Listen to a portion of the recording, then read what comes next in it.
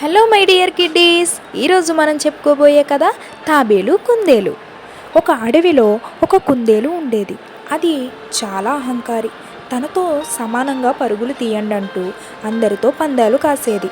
పందెం వేసి ఓడిపోయిన వారందరినీ గేలి చేసేది. మడుగులో ఉండే తాబేలంటే దానికి చాలా అలుసు. అది వేగంగా పరుగులు తీయలేదని మరీ చులకన. ఆ కారణంగా తాబేలుతో కుందేలు ఒకరోజు బుడిబుడి నడకల తాబేలా, వడివడిగా నాతో పరిగెడగలవా అంటూ ఎగతాళి చేసింది. తాబేలు పందానికి అంగీకరించింది. ముందుగా కొండను చేరిన వారిదే గెలుపు అంది కుందేలు. అలాగే అంది తాబేలు. తాబేలు కుందేలు బయలుదేరాయి. ఇంకా కొంత దూరంలో ఉందనగా కుందేలు వెనుతిరిగి చూచింది. కనుచూపు మేరలో తాబేలు కనిపించలేదు. ఇంకా తాబేలు రాలేదుగా. ఎండ అధికంగా ఉంది.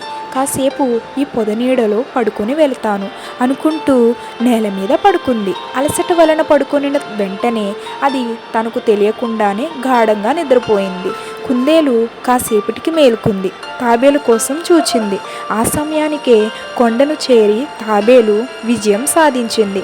పందెంలో ఓడిపోయి తన చెంతకు చేరిన కుందేలుతో టీవీగా అహంకారం అనిందా, ఎవరితోనూ పందాలు వేయకు, ఎగతాళి చేసి మాట్లాడకు అంటూ తాబేలు నీతులు బోధించింది. కుందేలు అవమానంతో తలదించుకుంది.